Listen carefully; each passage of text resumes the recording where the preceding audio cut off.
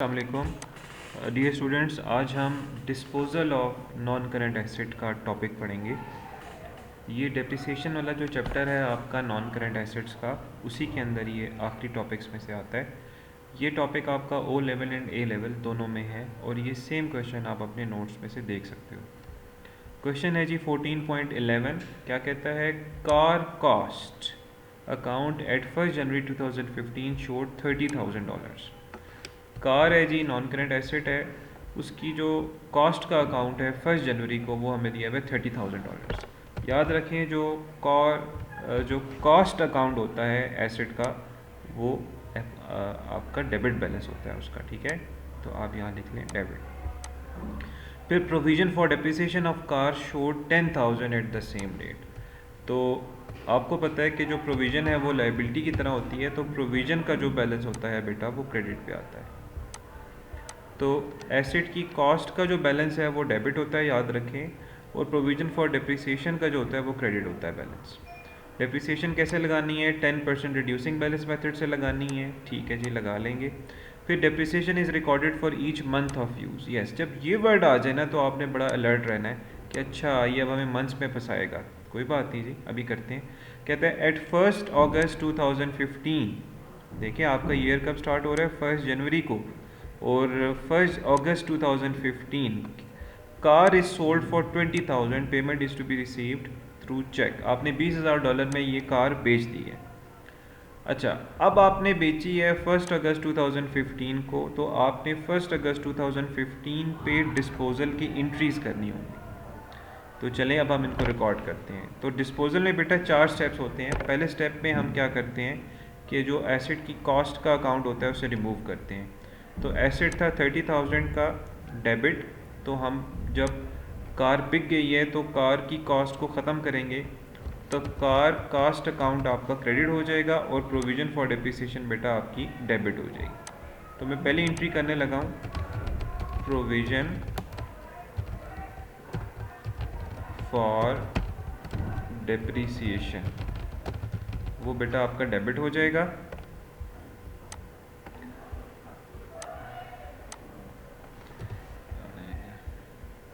Sorry, मैं ज़रा दोबारा देख लूँ। हाँ जी, हम बात कर रहे थे कार कॉस्ट अकाउंट की। तो हमने जो कार है वो बेच दी है डिस्पोजल से। तो आप अब क्या करेंगे बेटा? कार कॉस्ट अकाउंट को ख़त्म करेंगे। कार कॉस्ट अकाउंट जब ख़त्म होगा तो वो क्रेडिट होगा, और जो दूसरी एंट्री है वो कहाँ आ जाएगी बेटा? कार डिस्पोजल अकाउंट में आ जाएगी। तो कार डिस्पोजल अकाउंट को डेबिट करिए आप $30,000 से, और क्रेडिट क्या होगा? कार का कॉस्ट अकाउंट, कार का कॉस्ट अकाउंट जो है वो क्रेडिट हो जाएगा। ये एसेट है, ख़त्म हो गया, बेच दिया आपने। तो कार कॉस्ट अकाउंट क्रेडिट क्यों हुआ? क्योंकि एसेट कम हो रहा है, क्रेडिट। और डिस्पोजल को डेबिट करना है क्योंकि एक टेम्परेरी अकाउंट होता है डिस्पोजल। जब हम एसेट बेचते हैं तो उसका प्रॉफिट और लॉस निकालने के लिए हम डिस्पोजल में इंट्रीज कर रहे होते हैं।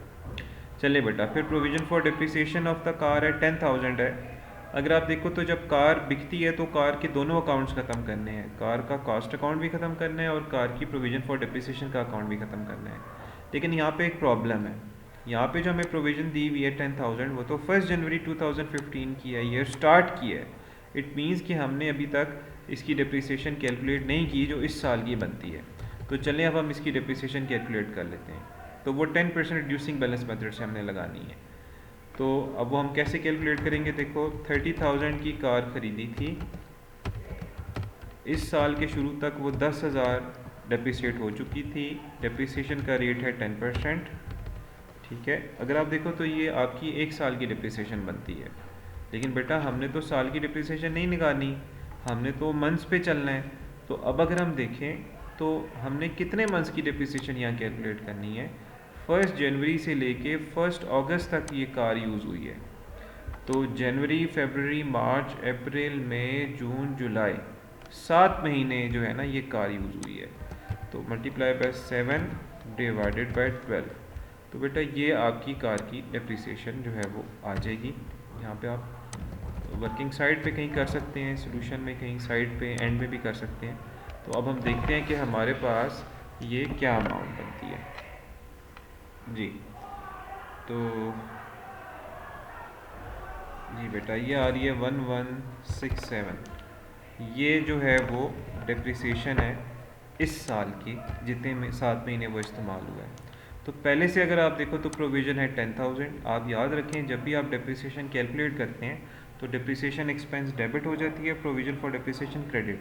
इट मीन्स कि जब कार बिकी है आपकी तो प्रोविज़न फॉर डिप्रिसिएशन अब 10,000 नहीं रही बल्कि बढ़ गई है। अब वो 10,000 में आप 1167 जो कि इस साल की डिप्रिसिएशन है वो ऐड करेंगे, ठीक है। तो हमारे पास जो है बेटा वो आ जाएगी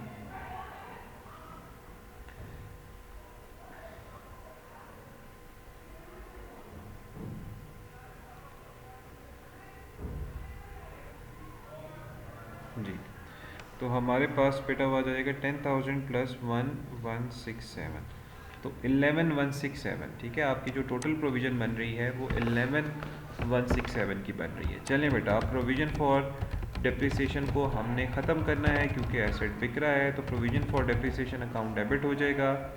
क्या अमाउंट है? 11,167, ठीक है। ये कैसे आया? 10,000 में आपने ये 1167 ऐड करना है, ठीक है।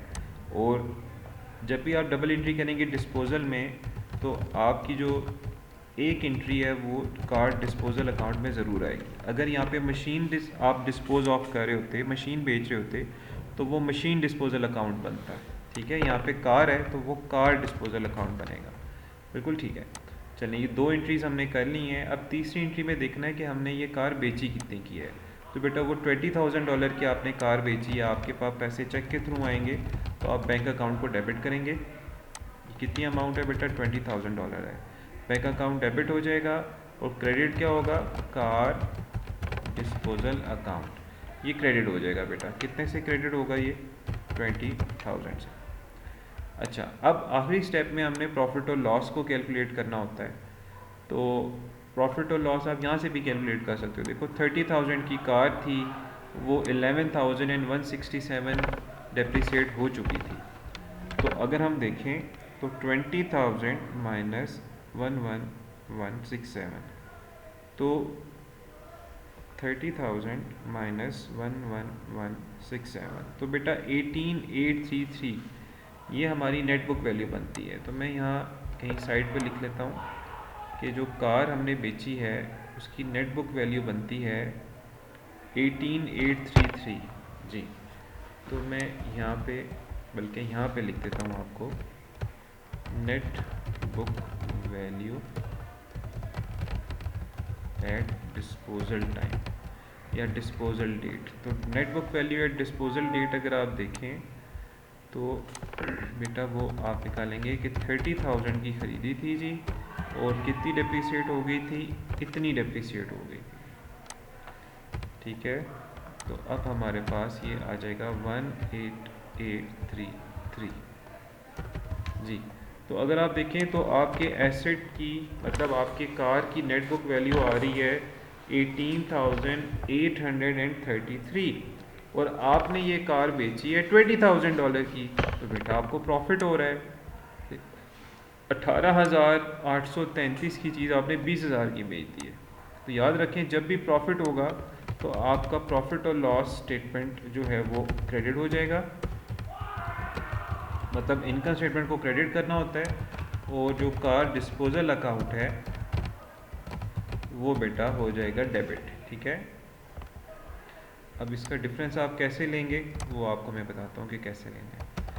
आप यहाँ पे ब्रैकेट पे वर्किंग भी करके बता सकते हैं कि बेटा 20,000 की बेची है और वो पड़ी थी हमें इतने की, सही है। तो अब हम इसमें से ये माइनस करते हैं और देखते हैं हमारे पास क्या आ रहा है। तो 1167 का आपको प्रॉफिट हो रहा है, ठीक है। 1167 का आपको प्रॉफिट हो रहा है, 1,167 रुपये का आपको प्रॉफिट हो रहा है। डेट्स इट जी बेटा। तो ये डिस्पोजल की एंट्रीज थी जो आपको आनी चाहिए, ठीक है। आप इसका स्क्रीनशॉट ले सकते हो। चलें, we will have to move ahead. देखें अब हमें कार का अकाउंट बनाना है, कार का कॉस्ट अकाउंट हमने बनाना है, ठीक है। तो अब बना लेते हैं जी। कार कॉस्ट अकाउंट है, फिर उसके बाद आपको पता है प्रोविज़न का अकाउंट भी बनाना है, तो वो भी हम बना लेंगे। बस मैं एक मिनट ज़रा इसको सेट कर लूँ। बिल्कुल ठीक है, चले। अब कार अकाउंट है, ये कॉस्ट का अकाउंट है, मतलब एसेट का अकाउंट है। तो ये आपको पता होना चाहिए कि ये डेबिट साइड पे बेटा बढ़ेगा। तो यहाँ पे अगर आप देखो तो आपके पास आ जाएगा बैलेंस ब्रॉड डाउन। वो कार कितने की थी हमारे पास स्टार्ट ऑफ द ईयर पे? 30,000 की थी, ठीक है। तो आप यहाँ पे लिखें जनवरी 1, ऊपर ईयर भी लिखना चाहें तो लिख सकते हैं। अच्छा बेटा, फिर कार का अकाउंट है, आपने ओपनिंग बैलेंस तो लिख दिया है। अब डबल एंट्री में जाके देखें तो कार का कॉस्ट अकाउंट आपने 30,000 से क्रेडिट किया है, किसकी वजह से? कार डिस्पोजल की वजह से। तो यहाँ पे आप लिखें 30,000 और यहाँ पे लिख लें आप कार डिस्पोजल अकाउंट की वजह से क्रेडिट हुआ है। और ये किस डेट पे आप बेच रहे हैं बेटा? आई थिंक अगस्त 1 को बेच रहे हैं जी। इसको कंफर्म कर लें, हाँ जी ठीक है, ओके डन। तो अगर आप देखें तो ये जो आपका कार का अकाउंट है ये बस इतना से ही बनेगा। इसके बाद आप इसका कर लें बेटा यहाँ पे टोटल जी, ये आ जाएगा टोटल। तो अगर आप देखें तो दोनों साइडें जो हैं आपकी अकाउंट की वो सेम आ रही हैं। इधर भी 30,000 आ रहा है और यहाँ पे भी 30,000 आ रहा है। तो अब कार बिक गई है ना, तो उसका कोई balance carry down brought down नहीं बचेगा। ठीक हो गया बेटा। इसी तरह अब हम प्रोविज़न फॉर डिप्रिसिएशन पे आ जाते हैं। अब प्रोविज़न फॉर डिप्रिसिएशन का अकाउंट जो है आपको पता है लाइबिलिटी की तरह होता है। तो लाइबिलिटी जब बढ़ती है तो क्रेडिट होती है। तो अब आपने इसका ओपनिंग बैलेंस लिखना होगा। तो जनवरी 1, ठीक है, आपका आ जाएगा बैलेंस ब्रॉड डाउन। अब वो ऊपर दिया हुआ था हमें क्वेश्चन में, अगर आप देखें तो ये $10,000 का ना आपका ओपनिंग बैलेंस आ रहा था प्रोविज़न का। तो यहाँ पे सबसे पहले हमने ओपनिंग बैलेंस लिख दिया। अब आप डबल एंट्रीज़ में जाके देखें, प्रोविज़न फॉर डिप्रिसिएशन जो है वो आपकी क्रेडिट हो रही है। कितने से हो रही है जी? 11,167 से क्रेडिट हो रही है। लेकिन वो लिखने से पहले एक बात याद रखें, आपने इस साल डिप्रिसिएशन भी कैलकुलेट की थी। डिप्रिसिएशन आपने कैलकुलेट की थी 1167। तो इसकी क्या एंट्री हम करते हैं बेटा? इसकी हम एंट्री करते हैं डिप्रिसिएशन एक्सपेंस डेबिट और क्रेडिट क्या करते हैं? प्रोविज़न फॉर डिप्रिसिएशन, ये क्रेडिट होती है, ठीक है। तो depreciation expense debit, provision credit. तो प्रोविज़न को हमने क्रेडिट करना है अभी पहले डिप्रिसिएशन एक्सपेंस से, ठीक है। तो वो 1167 से क्रेडिट करें। ये किसकी वजह से आई है बेटा? डिप्रिसिएशन एक्सपेंस की वजह से आई है। ओके, सही है। अब पहली देखो, अब हम क्या कर रहे हैं कि हमने बेटा डिस्पोजल लिखने से पहले डिप्रिसिएशन देख लिया कि डिप्रिसिएशन भी तो हमने लगाई है। अब देखो जो प्रोविज़न फॉर डिप्रिसिएशन है उसको हमने डेबिट करना है 11,167 से, ठीक है। तो यहाँ पे आपने आ जाना है, ये डेबिट होगी। किसकी वजह से बेटा हुई है? ये कार डिस्पोजल अकाउंट की वजह से हुई है, ठीक है। आप जाके देख सकते हो क्वेश्चन में, सोल्यूशन में देखो, ये डेबिट हुई है किसकी वजह से? कार डिस्पोजल की वजह से हुई है। ओके, तो अब ये डिस्पोजल किस डेट पे हुआ था? अगस्त 1 को हुआ था, ठीक हो गया जी। तो डन बेटा। अब हम इसका टोटल करेंगे तो यहाँ पे आपका टोटल आ जाएगा लास्ट लाइन में। अब देखो बेटा, ये जो कार है ना ये बिक गई है, तो कार की जो प्रोविज़न फॉर डिप्रिसिएशन है का जो अकाउंट है ये भी अब ख़त्म होगा। ख़त्म होने का मतलब ये है कि अब इसका कोई balance carry down brought down नहीं बचेगा ना। तो अगर आप देखें तो डेबिट साइड भी आपकी यही आ रही है 11,167 और क्रेडिट साइड भी यही आ रही है 11,167। डन। तो अब इसके बाद बेटा ये अकाउंट बन गया। आगे चलते हैं। फिर बेटा अब कार्ड डिस्पोजल अकाउंट हमने बनाना है। ये बहुत इंपॉर्टेंट अकाउंट है, याद रखें। कार्ड डिस्पोजल अकाउंट एक टेम्प्रेरी अकाउंट है, इसका कोई इंक्रीज़ डिक्रीज़ नहीं होता। इसकी साइड उसी तरह लेफ़्ट साइड डेबिट है और राइट साइड क्रेडिट है, बट इसका इंक्रीज़ डिक्रीज़ नहीं है। कार्ड डिस्पोजल अकाउंट में एंट्री करने के लिए आपको डबल एंट्रीज़ देखनी है। तो सबसे पहले देखें, कार्ड डिस्पोजल अकाउंट डेबिट हो रहा है 30,000 से कार कॉस्ट अकाउंट की वजह से। तो आप यहाँ आ जाएं, 30,000 लिखें, किसकी वजह से जी? कार कॉस्ट अकाउंट की वजह से। ओके, 4 एंट्रीज़ हैं, चारों में डिस्पोजल आ रहा है। अब दूसरी एंट्री में देखें, कार डिस्पोजल क्रेडिट हो रहा है 11,167 से, किसकी वजह से? प्रोविज़न फॉर डिप्रिसिएशन अकाउंट की वजह से। तो आप यहाँ पे आ जाएं, ये किसकी वजह से आ रहा है जी? प्रोविज़न फॉर डिप्रिसिएशन की वजह से। याद रखें प्रोविज़न फॉर डेप्रिसिएशन को एक्यूमुलेटेड डेप्रिसिएशन भी कहते हैं। अच्छा, फिर आगे चलते हैं। अब देखो फिर कार डिस्पोजल तीसरी एंट्री में क्रेडिट हो रहा है बैंक की वजह से 20,000 से। तो हम कार्ड डिस्पोजल में आएंगे और 20,000 क्रेडिट साइड पे लिखेंगे। ये किसकी वजह से हो रहा है जी? बैंक अकाउंट की वजह से हो रहा है। 3 एंट्रीज हमने कर ली हैं। फोर्थ एंट्री में देखें कार्ड डिस्पोजल, यस इसको ठीक कर लें। कार्ड डिस्पोजल जो है वो डेबिट हो रहा है बेटा 1167 से। किसकी वजह से? प्रॉफिट और लॉस स्टेटमेंट की वजह से। तो हम यहाँ आते हैं और यहाँ लिखते हैं 1167, ये डेबिट हो गया किसकी वजह से? प्रॉफिट और लॉस स्टेटमेंट की वजह से। प्रॉफिट और लॉस स्टेटमेंट का पुराना नाम इनकम स्टेटमेंट था बेटा। चलें जी, अब लास्ट लाइन में अब हम टोटल कर देंगे जी, ठीक है। तो ये